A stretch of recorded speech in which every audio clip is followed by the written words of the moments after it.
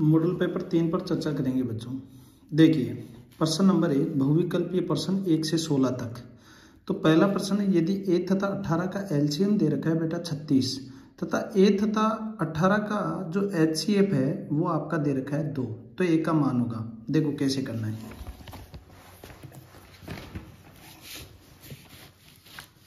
यहाँ पर a तथा 18 का एलसीएम, अच्छा एलसीएम दे रखा है बेटा, तो आपको यहाँ लग रहा होगा कि सर यहाँ पर a गुणा b बराबर फॉर्मूला हो गया एलसीएम गुणा एचसीएफ। ठीक है, तो बेटा a का मान a है, b का मान आपके पास 18 दे रखा है, इसके अलावा इसका एलसीएम तो दे रखा है बेटा 36 और एचसीएफ दे रखा है 2। ठीक है, तो आपको करना क्या है बच्चों, यहाँ a बराबर ये 18 गुणा में है, इधर आके क्या हो जाएगा भाग में, तो 36 गुणा 2 बराबर बटा 18।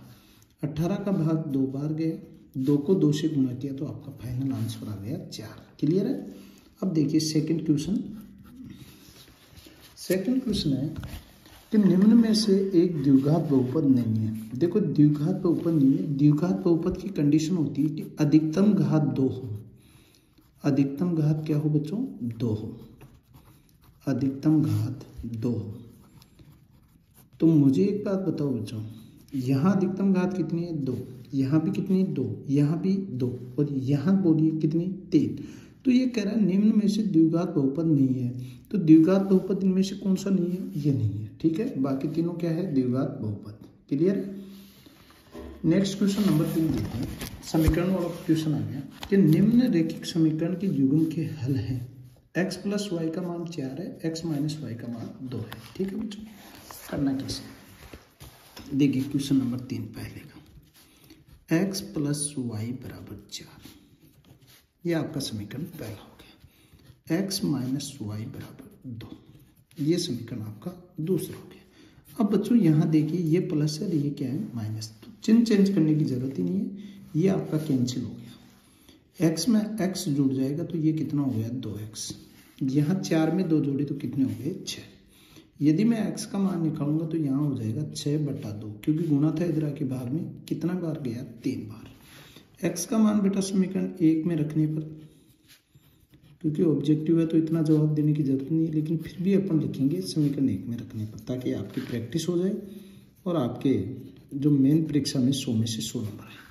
तो यहाँ क्या आएगा बेटा 3 प्लस वाई बराबर 4, तो y इज इक्वल टू क्या आ जाएगा 4 माइनस 3 यानी बराबर 1।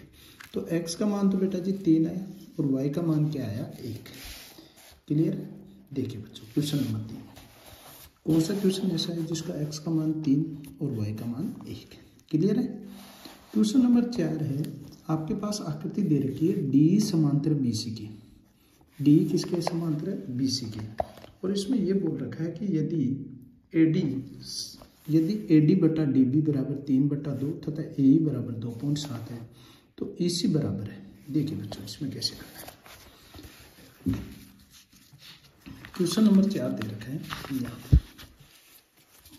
क्वेश्चन नंबर 4 यहाँ देख लीजिए, ये बोल रहा है बेटा कि D समांतर BC के। देखिए D जो है ना वो समांतर BC के, यहाँ आपका दे रखा है बेटा, दिया है कि AD बटा DB, अरे AD बटा DB बराबर है 3/2 और AE का मान दे रखा है बेटा 2.7, AE बराबर 2.7 सेंटीमीटर। ठीक है, EC का आपको मान ज्ञात करना है। देखिए बच्चों AD का मान दे रखा है 3, DB का दे रखा है 2, जबकि AE का दे रखा है 2.7 और EC का मान ज्ञात करना है। बेटा जब भी DE समांतर BC के तो अपन प्रमेय लगाते हैं आधारभूत अनुपातिका प्रमेय से। क्या होती है आधारभूत अनुपातिका प्रमेय, बोलो AD बटा DB ये बटा ये, AD बटा DB बराबर ये बटा ये, यानी AE बटा EC। ठीक है बच्चों, ये होती है आधारभूत अनुपातिका प्रमेय। जैसे एक मैं यहाँ पर फॉर एग्जाम्पल एक छोटा सा उदाहरण ले लेता हूँ। जैसे मैंने आपको यहाँ ये से कहा कि BC समांतर है EF के, तो यहाँ बेटा आपने बिंदु ले लिया E, तो बताओ क्या लिखोगे इसका आधारभूत, ए बी बटा बी बराबर AC बटा सी एफ।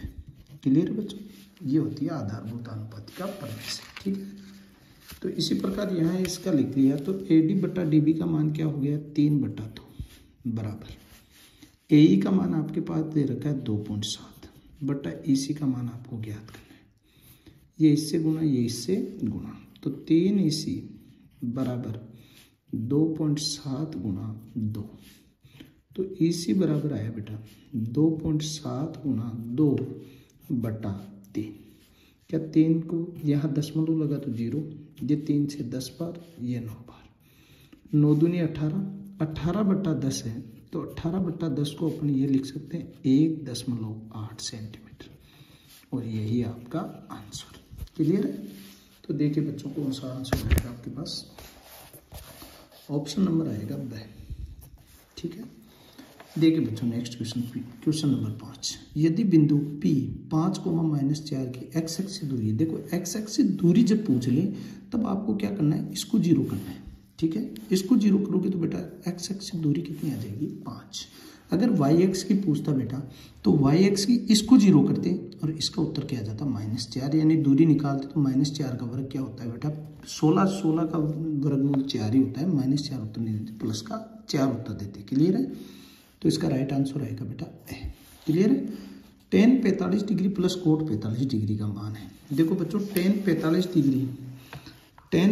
डिग्री का जो मान होता है,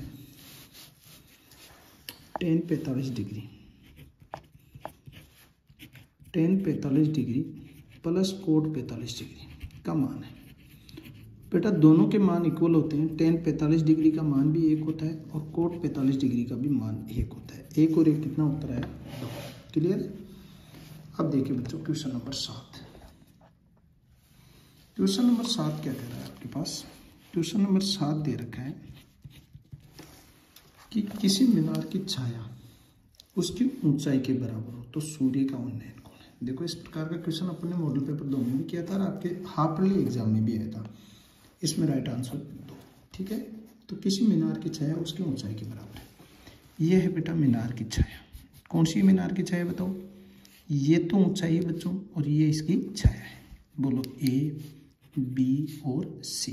क्या मैं ये कह सकता हूँ कि AB जो बराबर है वो BC की है क्या, यानी मीनार की छाया, मीनार की ऊंचाई, मीनार की छाया उसकी ऊंचाई के बराबर है, ऊंचाई की क्या है बराबर।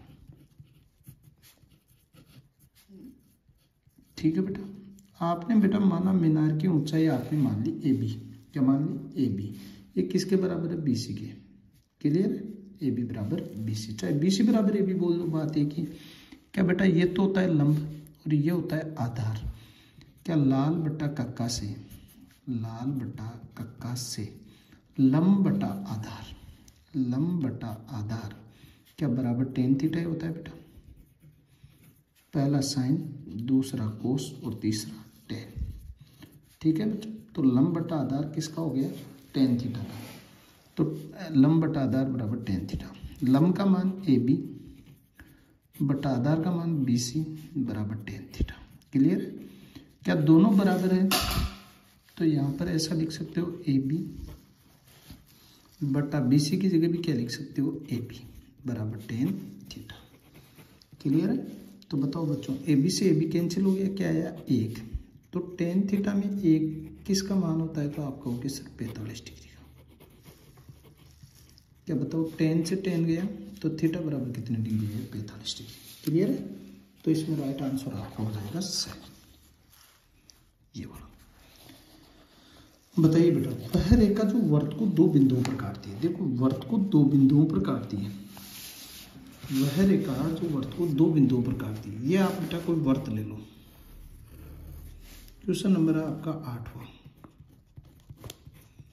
2 बिंदुओं पर काटती है, 1 काट दिया, 2 काट दिया। क्या बेटा एक बिंदु ये काट दिया, एक बिंदु ये काट दिया, तो ये कहलाती है छेदक रेखा। क्या कहलाती है बच्चों, छेदक या प्रतिच्छेदक रेखा। क्लियर है, छेदक या प्रतिच्छेदक रेखा, तो राइट आंसर आएगा आपका सही। देखिए नेक्स्ट क्वेश्चन, एक वर्तखंड की त्रिज्या तो है बेटा 5 सेंटीमीटर और इस वर्त के 9 सेंटीमीटर लंबाई के चाप द्वारा बने वर्तखंड त्रिज्यखंड का क्षेत्रफल है। देखो बच्चों, त्रिज्यखंड का क्षेत्रफल बताना है, तो त्रिज्यखंड का आपका क्षेत्रफल ज्ञात करने का एक सूत्र और बताया था। जब आपको वर्त की लंबाई दे रखी है और आपको बेटा त्रिज्या दे रखी है, तब आपको कैसे करना है, तो आपको लगाना है बेटा 1/2 त्रिज्यखंड का क्षेत्रफल।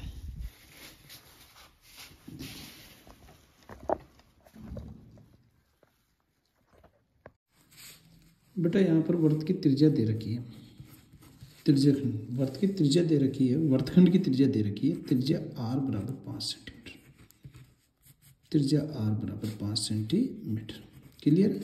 और यहाँ बेटा इस वर्त के 9 सेंटीमीटर लंबाई यानी चाप की लंबाई दे रखी है 9 सेंटीमीटर, यानी l का मान दे रखा है 9 सेंटीमीटर। आपको ज्ञात करना है बच्चों त्रिज्यखंड का क्षेत्रफल।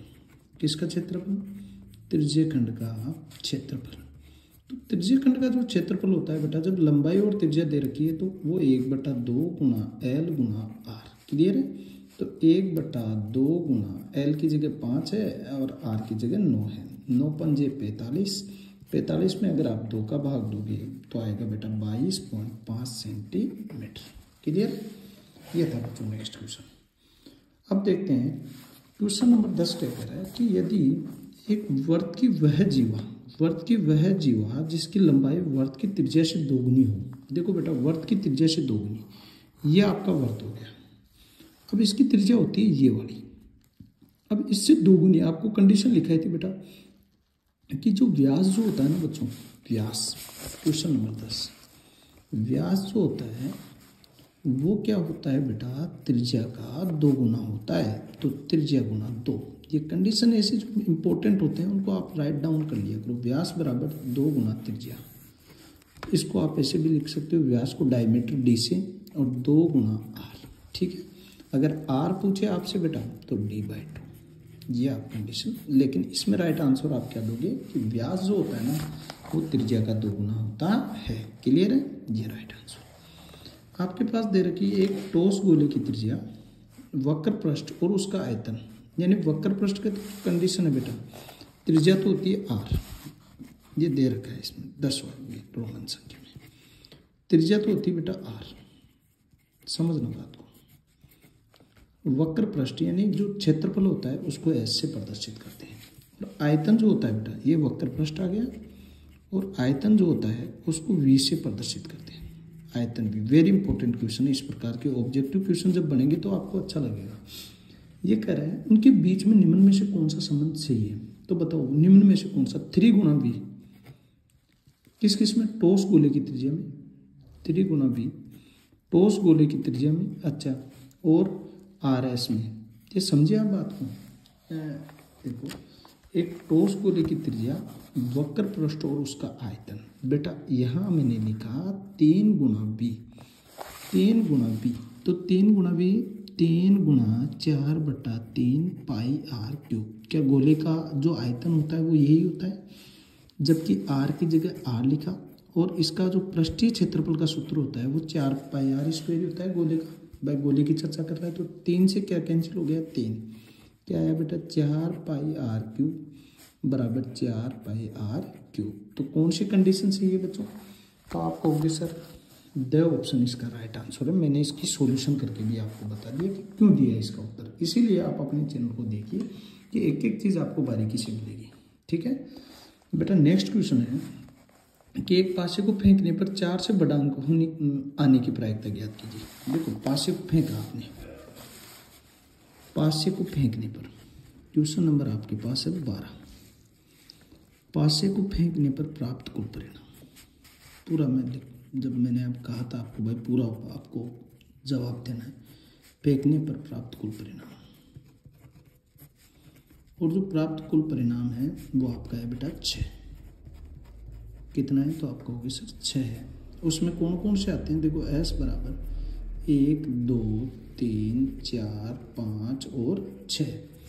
इसने कहा है बेटा अनुकूल परिणाम, और अनुकूल जो परिणाम है, क्योंकि प्रायिकता ज्ञात करने का सूत्र वो यही होता है बेटा, क्या होता है अनुकूल परिणाम बटा कुल परिणाम। अनुकूल परिणाम क्या है, तो ये कह रहा है 4 से बड़ा अंक आना, तो 4 से बड़ा अंक आना बेटा कौन कौन सा है, 5,6। अनुकूल परिणाम कितना है, 2। प्रायिकता ज्ञात करनी है। आप 100 नंबर की रेस में बेटा तैयार दीजिए, पूरे क्वेश्चनों का जवाब दीजिए। मेरा वादा है आपसे, जब 10 मॉडल पेपर करोगे फिर उसके बाद में अगर आप किसी भी प्रकार का आप पेपर दोगे तो आपके अंदर खुद के अंदर आत्मविश्वास आ जाएगा और आप खुद कहोगे कि मैं 100 में से 100 नंबर लाऊंगा।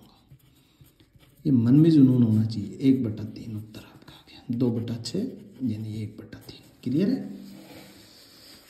नेक्स्ट क्वेश्चन है बच्चों, देखिए आप संख्या n² - 1 8 से विभाज्य होती है यदि n है 1। क्या है n? अब ये देखिए बात को समझना। क्वेश्चन नंबर 13, n² - 1 8 से विभाज्य में बेटा यहाँ आपको विभाज्य का मतलब पूरा पूरा भाग जाता है। पहला आपके ऑब्जेक्टिव है प्राकृत संख्या। मुझे एक बात बताओ बच्चों, सब में भाग जाना चाहिए। मैंने प्राकृत संख्या ले ली यहाँ बेटा जी, जैसे मान लो कोई सी संख्या ले लिया आपकी भाई 1 से लेकर अनंत तक जाता है, इनफाइनाइट तक। अपन ने यहाँ पर उठा लिया, जैसे मान लो 9 उठा लिया, तो 9 का वर्ग कितना हो गया बेटा 81, और 81 में से 1 गया तो कितना हो गया, 81 में 1 गया तो कितना हो गया बेटा 80। 80 में 8 का भाग दिया तो 10 बार चला गया। लेकिन बच्चों यहाँ पर अपने को 1 आ गया, मान लो 2 आ गया तो 2 में से 1 गया, 2 का वर्ग 4, 4 में से 1 गया तो 3, 3/8 इसमें नहीं जा रहा है। आप यहाँ ले लीजिए कि सर 7 ले लिया, 7 की जगह जैसे मान लो 6 ले लिया तो 6 का वर्ग 36, 36 में से 1 गया तो 35, नहीं जा रहा है बेटा। सम संख्या, देखो सम संख्या का मतलब होता है 2, 4, 6, 8, इसमें तो बिल्कुल ही नहीं जाएगा पूरा पूरा, क्योंकि सम संख्या को अगर -1 से घटाएंगे तो विषम संख्या प्राप्त होती है और विषम संख्या में पूरा पूरा भाग नहीं जाता है। क्लियर है। अपन लेंगे बेटा यहाँ विषम संख्या। देखो आप विषम संख्या लेके देखो, आपने विषम संख्या ली 5, 5 पहले 3 ली, 1 भी ले लो 0 आ जाएगा, 3, 5, 7, 9, 11, 13, 15, कोई सी संख्या ले लो बेटा इनफाइनाइट तक, वो आपकी 8 से विभाज्य हो जाएगी। कैसे? देखो 3 का वर्ग किया, 3 का वर्ग 9, 9 में से 1 गया 8, 8 में 8 का भाग जा रहा है तो आप कहोगे सर जा रहा है। मैंने कहा 5 लीजिए तो 5 का वर्ग कितना हो गया 25, 25 में से 1 गया 24, 24 में 8 का भाग जा रहा है बेटा। विषम संख्या, प्रत्येक विषम संख्या में किसका भाग जाता है, विषम संख्या के वर्ग में से अगर 1 कम कर दे तो 8 का पूरा पूरा भाग जाएगा। क्लियर है। ऐसे आपको बता दिया मैंने। देखो प्राकृत संख्या में भी आप अगर देखोगे 3, 5, 7 तो उन्हीं में जा रहा है, बाकी 2 में नहीं जा रहा है, 4 में भी नहीं जा रहा है, 6 में भी नहीं जा रहा है, 8 में भी नहीं जा रहा है। क्लियर। बाकी जाना पूरे में चाहिए, तो राइट आंसर आपका आएगा विषम संख्या। बहुपद 3x² + 4x - 2 में शून्यकों की संख्या होगी बेटा। शून्यकों की यहाँ जो संख्या होगी वो आपकी होगी 2। क्लियर है। शून्यकों की संख्या क्या होगी 2। हाँ बच्चों नेक्स्ट क्वेश्चन, क्वेश्चन नंबर 15 देखिए। क्वेश्चन नंबर 15 आपने देख लिया होगा, दोबारा देख लीजिए। x बटा -6 + 10y = 10 यदि x = 12 है तब y का मान। ये इस प्रकार के क्वेश्चन पूछे जाएंगे बच्चों इस बार आपको समीकरण से संबंधित। 1 या 2 प्रश्न आपके 1 से 16 नंबर के प्रश्नों में आएंगे। देखिए x बटा -6 + 10y = 10। आपसे x का मान दे रखा है बेटा 12, तब y का मान पूछा है। देखिए बच्चों x का मान यहाँ रखो 12 बटा -6 + 10y = 10। यही है बच्चों। 6 का भाग गया 2 बार, -2 बार। इसका उधर पक्षांतरण किया तो 10y = 10 + 2। क्या 10y बराबर कितना है 10 और 2 12। क्या y बराबर 12 बटा 10। क्या 2 से काटा 6 बार, 2 से कितनी बार 5 बार, तो 6/5। क्लियर। तो इसमें राइट आंसर कौन सा होगा बेटा 6/5 यानी ऑप्शन नंबर बी। क्लियर है। नेक्स्ट क्वेश्चन देखते हैं, और क्वेश्चन नंबर 17। अच्छा क्वेश्चन है बेटा 16 ये कह रहा है त्रिभुज ABC व DEF में AB बटा DE है बराबर BC बटा FD है, तो ये समरूप होंगे। कब होंगे तो देखते हैं अपन। समरूप होंगे कब होंगे, कौन सी कंडीशन लगेगी, ये भी मैं समझाता हूँ आपको। क्वेश्चन नंबर है बेटा 16। ये कह रहा है ABC समरूप की कंडीशन आपको ये करनी है बेटा, और DEF, ठीक है बच्चों। यहाँ आपको कह रखा है, दे रखा है, यानी AB बटा DE, बोलो AB बटा DE बराबर BC बटा FD, BC बटा FD, यही है बच्चों, BC बटा FD दे रखा है। अब देखो आपको कह रहा है, तो ये समरूप कब होंगे, तो ये समरूप कब होगा, जब बेटा ये FD यानी यहाँ पर क्या है D आए, क्या है D, और यहाँ क्या है E, क्लियर है भाई, जब भी तो होगा FD। अरे आधार बटा आधार, कर्ण, ऐसे कंडीशन होती है, लंब बटा लंब, आधार बटा आधार और कर्ण बटा कर्ण, क्लियर है। तो यहाँ बेटा जो आएगा वो आपका कोण B बराबर कोण D आएगा, बोलो कोण B बराबर क्या आएगा, कोण D। जब भी ये FD बैठेगा बच्चों, क्या बैठेगा FD, क्लियर, ये है बेटा राइट आंसर। अरे क्लियर है भैया, कोण B बराबर कोण D, ठीक है। अब देखिए नेक्स्ट क्वेश्चन, ये कह रहा है बेटा 6 मीटर ऊंचे एक खंबे की छाया 2√3 मीटर लंबी हो तो सूर्य का उन्नताश कोण। देखो पर्सनली 9 से भी 2 ऑब्जेक्टिव क्वेश्चन पूछे जा रहे हैं। एक क्लास अपन पूरी कल पर्सनली 9 की रखेंगे, जिसमें पूरे ऑब्जेक्टिव क्वेश्चन समझाएंगे आपको, ठीक है ना। तो देखिए क्वेश्चन नंबर 17, 6 मीटर ऊंचे खंबे,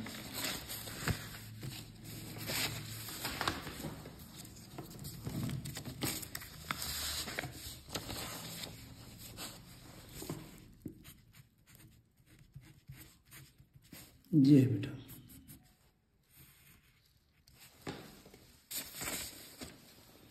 6 मीटर खंबे की ऊंचाई, इसकी छाया की जो ऊंचाई है बेटा, वो छाया की जो लंबाई है वो है 2√3 मीटर। क्या आपको बच्चों ये थीटा ज्ञात करना है, ये A, ये B और ये C, क्लियर है। क्या मुझे एक बात बताओ, लाल बट्टा कक्का से, अरे लाल बट्टा कक्का से कौन सी कंडीशन अप्लाई हो रही है, तो आप कहोगे सर लंब बटा आधार। देखो लंब का मान दे रखा है, आधार का भी दे रखा है, थीटा ज्ञात करना है, तो बताओ बेटा tan थीटा बराबर क्या आया, लंब बटा आधार। लंब कितना है 6, आधार कितना है 2√3, ठीक है। तो बच्चों 2 से कितनी बार गया, 3 बार। अब देखो परिमेयकरण करना है, √3 नीचे है तो √3 से ऊपर गुना, √3 से नीचे गुना, तो बताओ 3√3 बटा नीचे √3 को √3 से गुणा किया तो 3 आ गया, यहाँ tan थीटा, क्या 3 से 3 कैंसिल हो गया, तो यहाँ आया बेटा tan थीटा बराबर √3। मुझे एक बात बताओ, tan में √3 किसका मान होता है, तो आप कहोगे कि सर tan 60 डिग्री का। तो बताओ tan से tan कैंसिल हो गया, थीटा बराबर 60 डिग्री, क्लियर है। ये था बच्चों आपका नेक्स्ट क्वेश्चन, ये राइट आंसर। एक पतंग भूमि से 30 मीटर की ऊंचाई पर 60 मीटर लंबी डोरी की सहायता से उड़ रहा है, ये मानते हुए कि डोरी से कोई ढील नहीं है, पतंग का भूमि पर उन्नयन कोण है, ठीक है। 30 मीटर की ऊंचाई पर और 60 मीटर लंबी डोरी। देखो बेटा इसका फॉर्मूला जो चित्र बनाया है, मेन तो पर्सनली 9 में क्या होता है, चित्र आपके सही होने चाहिए, फिर उसके बाद में आपका, और कल चित्र आपको बनाना सिखाएंगे, इस पूरे चैप्टर पर चर्चा करेंगे। बेटा ये कह रहा है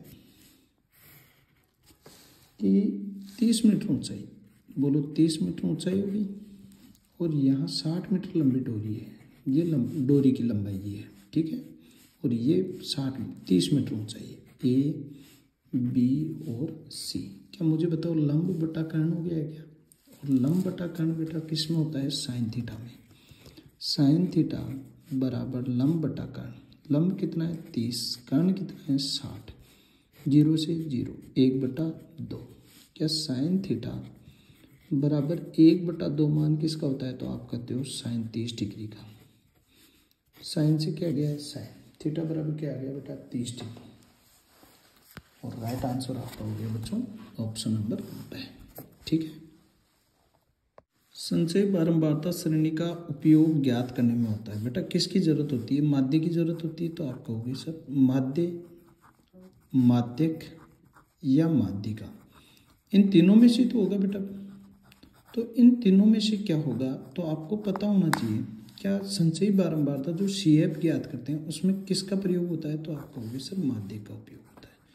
ठीक है बच्चों, तो आपका राइट आंसर आ जाएगा इसमें माध्यिक। ज़्यादा नहीं लिखना है, बस सिर्फ ये उत्तर दे देना है। ठीक है, नेक्स्ट क्वेश्चन है निर्देशांक ज्यामिति में दो बिंदुओं के बीच की दूरी ज्ञात करने का सूत्र है। बेटा दो बिंदुओं के बीच की दूरी ज्ञात करने का सूत्र है, आप ऐसे लिख सकते हो √(x2 - x1) का होल स्क्वायर, प्लस में आएगा बेटा यहाँ +(y2 - y1) का होल स्क्वायर। क्लियर बच्चों, ये होता है आपका सूत्र। नेक्स्ट क्वेश्चन है कि एक गोले की त्रिज्या दे रखी बेटा 3 सेंटीमीटर, आयतन व क्षेत्रफल का अनुपात है। देखो आयतन गोले का आयतन का जो सूत्र होता है वो होता है बेटा 4/3 πr³। जब त्रिज्या दोनों की समान है तो कोई दिक्कत नहीं है, यहाँ आएगा बेटा 4πr², क्योंकि क्षेत्रफल ज्ञात करने का सूत्र तो होता है 4πr² और आयतन का होता है बेटा 4/3 πr³। क्लियर है। अब देखते हैं बच्चों कैसे करेंगे तीसरा क्वेश्चन रह गया, पहले ये देख लेते हैं चौथा क्वेश्चन। अब मुझे एक बात बताइए बेटा, 4/3 आ गया ऊपर, पाई r की जगह 3 का क्यूब, और ये उल्टा हो जाएगा बेटा 1 बटा, भाई बटे के नीचे बटा है तो उल्टा हो जाएगा 4 पाई, और यहाँ r का स्क्वायर 3 का स्क्वायर। क्लियर है। मुझे एक बात बताओ, 4 पाई से 4 पाई गया, यहाँ 3 की पावर 3 नीचे हो गई, 3 की पावर 3 ही ऊपर है, ये गया क्या 1/1 ही आ गया, और 1/1 को क्या लिख देंगे 1:1। क्लियर है। क्वेश्चन नंबर 3 रह गया था बेटा, 9 sec² थीटा - 9 tan² थीटा। क्या मुझे एक बात बताओ बच्चों, 9 को मना रहा है, क्या बच रहा है sec² थीटा - tan² थीटा। बेटा सर्व समीकरण number 2, sec² theta - tan² theta बराबर होता है बेटा 1। तो क्या उत्तर आ गया, 9 आंसर आ गया। क्लियर है बच्चों। ये कह रहा है बेटा बंटन दे रखा है 7, 4, 6, 3, 8, 5, 9 की माध्यिका है। तो प्यारे बच्चों माध्यिका आपसे पूछी है तो आप इसे क्या करो, बढ़ते क्रम में लिखो। तो बोलो 3 है, फिर क्या लिखोगे 4, फिर 5, फिर 6, फिर आपके पास 7, फिर आपके 8, फिर है 9। क्या मुझे बताओ अंतर समान है, तो अंतर समान है तो आपका राइट आंसर क्या आ जाएगा, 3 इधर और 3 इधर, बीच वाला ही आ जाएगा। बीच क्या है 6, तो राइट आंसर 6। क्लियर। निम्नलिखित समांतर श्रेणी में रिक्त स्थानों के पदों को लिखिए। यहाँ कितना है बेटा 5। अब यहाँ 9 से 1/2 है, तो मुझे एक बात बताओ, 5 के आगे 2 डिब्बे खाली है, तो 5 के आगे 1 से 1/2 जोड़ूंगा तो 6 से 1/2 आ जाएगा क्या। फिर 1 से 1/2 जोड़ूंगा तो बताओ 8 आ जाएगा क्या। फिर 1 से 1/2 जोड़ूंगा तो बताओ 9 से 1/2 आ जाएगा क्या। तो कई क्वेश्चनों का क्या होता है, लॉजिकली आंसर भी होता है बच्चों, तो आपको लॉजिकली आंसर देना है 6 से 1/2 और 8। क्लियर है। नेक्स्ट क्वेश्चन आता है बेटा, त्रिज्या r वाले वर्त के उस त्रिज्याखंड का क्षेत्रफल लिखिए जिसका कोण थीटा है। बोलो त्रिज्याखंड का जो क्षेत्रफल होता है वो आपका होता है बेटा पाई r यहाँ कैपिटल है, हाँ तो कैपिटल लगाना है बेटा, पाई r², थीटा है तो थीटा बटा 360 डिग्री। अगर ये कैपिटल नहीं बोलता तो आप स्मॉल r भी लिख सकते थे। एक पासे के फेंकने पर समअंक आने की प्रायिकता ज्ञात कीजिए। देखिए बच्चों, पासे के फेंकने पर, एक पासे के फेंकने पर समअंक आने की प्रायिकता, ऐसे जवाब दोगे इसका एग्जाम में अगर आता है तो। बताओ पासे को फेंकने पर प्राप्त परिणाम, पासे को फेंकने पर, एक बार फेंकने पर, क्योंकि एक ही तो बार फेंक रहा है, प्राप्त कुल परिणाम, और प्राप्त जो कुल परिणाम आता है बेटा वो आता है 6। ठीक है। कौन कौन सा आता है तो आप कहोगे सर 1, 2, 3, 4, 5 और 6। ठीक है। अब बेटा अनुकूल परिणाम, और अनुकूल परिणाम ये बोल रहा है समअंक आने की प्रायिकता। तो मुझे एक बात बताइए समअंक कौन सा है, तो आप कहोगे सर पासे में समअंक है 2, 4, 6। क्लियर है। प्रायिकता ज्ञात करनी है तो प्रायिकता ज्ञात करने का सूत्र होता है प्रायिकता बराबर अनुकूल परिणाम बटा कुल परिणाम। बटा कुल परिणाम। क्लियर। अनुकूल कितना है बेटा, यहाँ पर आपके पक्ष में 3 आ गए, 1 2 3, नीचे ऊपर 3 और नीचे कुल परिणाम कितना है 6, तो 1/2 आपका राइट आंसर हो गया। नेक्स्ट क्वेश्चन देखिए बच्चों, एक बेलन के आधार की त्रिज्या दे रखी है 7 सेंटीमीटर और ऊंचाई दे रखी है 5 सेंटीमीटर। देखिए बेलन के वक्र पृष्ठ का क्षेत्रफल। क्या बेटा, बेलन के वक्र पृष्ठ का जो क्षेत्रफल होता है पूरा लिखोगे आप, बेलन के वक्र पृष्ठ का क्षेत्रफल, और वक्र पृष्ठ का जो क्षेत्रफल होता है उसका सूत्र भी आपसे पूछ सकता है बेटा, तो बताओ क्या होता है, 2πr/h। ठीक है। क्या मुझे एक बात बताओ बेटा, त्रिज्या बोले तो r ही होती है, त्रिज्या बोले तो क्या होती है r बराबर कितना है 7 सेंटीमीटर। ठीक है। ऊंचाई दे रखी है बेटा h बराबर कितने सेंटीमीटर, तो आप कहोगे 5 सेंटीमीटर। ठीक है। बताओ 2 की जगह 2, पाई का मान 22/7, r की जगह 7 और h की जगह 5। क्या बताओ, 7 से 7 कैंसिल हो गया, 5 को 2 से गुणा किया तो 10, 10 को 20, 22 से गुणा किया तो 220 और वर्ग सेंटीमीटर। ठीक है। लो भाई बेटा, एक ठोस अर्धगोले की त्रिज्या दे रखी है 7 सेंटीमीटर, इसका संपूर्ण पृष्ठीय देखो, अर्धगोले का पहले त्रिज्या बोले तो r कितनी है 7 सेंटीमीटर। बेटा अर्धगोले का संपूर्ण पृष्ठीय क्षेत्रफल, बोलो अर्धगोले का संपूर्ण पृष्ठीय क्षेत्रफल, और संपूर्ण पृष्ठीय जो क्षेत्रफल है वो आपका होता है बेटा 3πr²। 3πr², 3 की जगह 3, पाई की जगह 22/7, r² की जगह 7 × 7। ठीक है।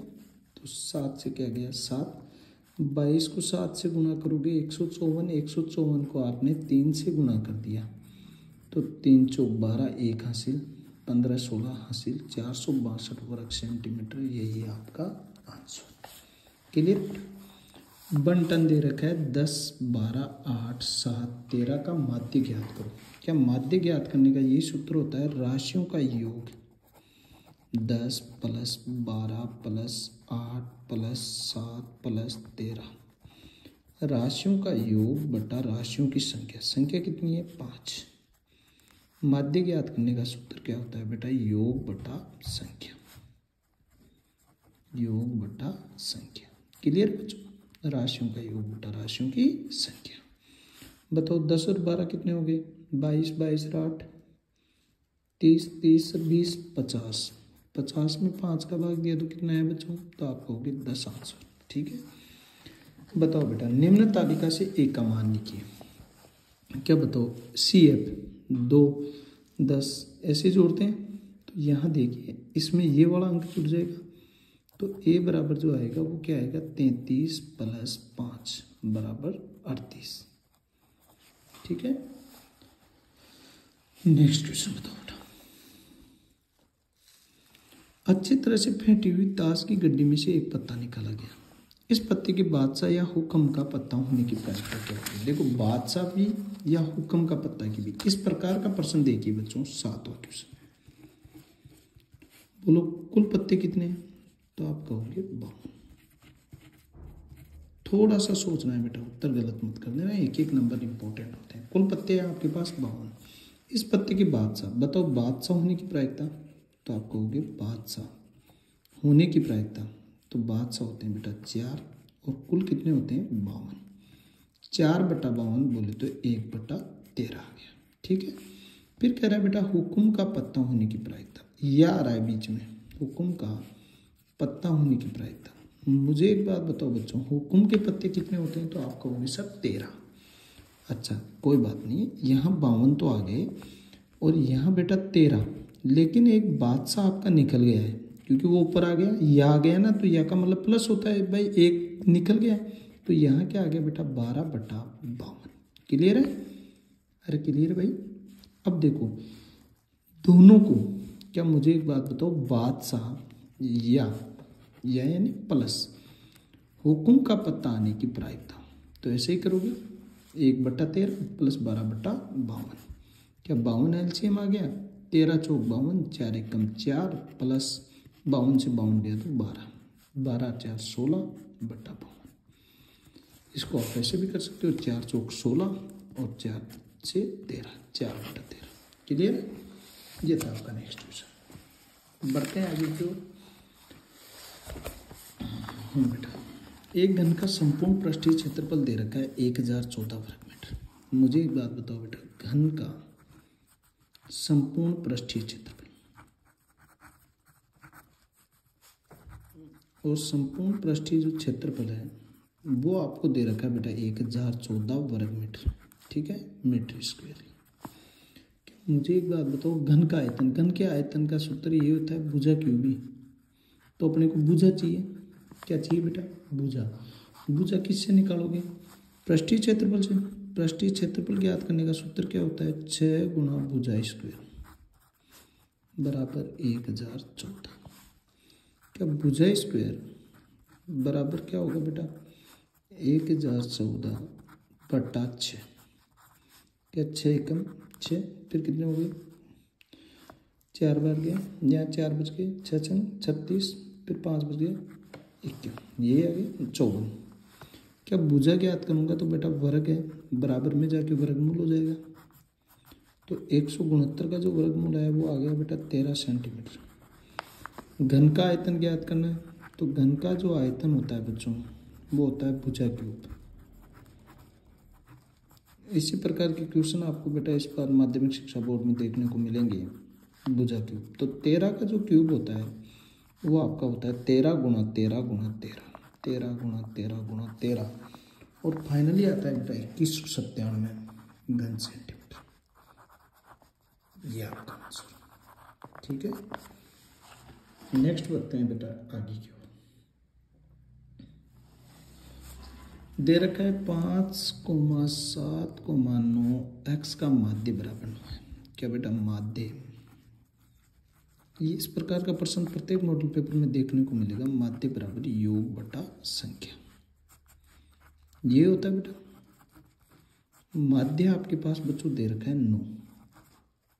देखो 9 माध्य योग 5 + 7 + 9 + x बटा संख्या कितनी है? 4। ठीक है, यहाँ बटा 1 कर दिया, वज्र गुणा हो गया, तो 9 गुणा 4 कितना हो गया? 36।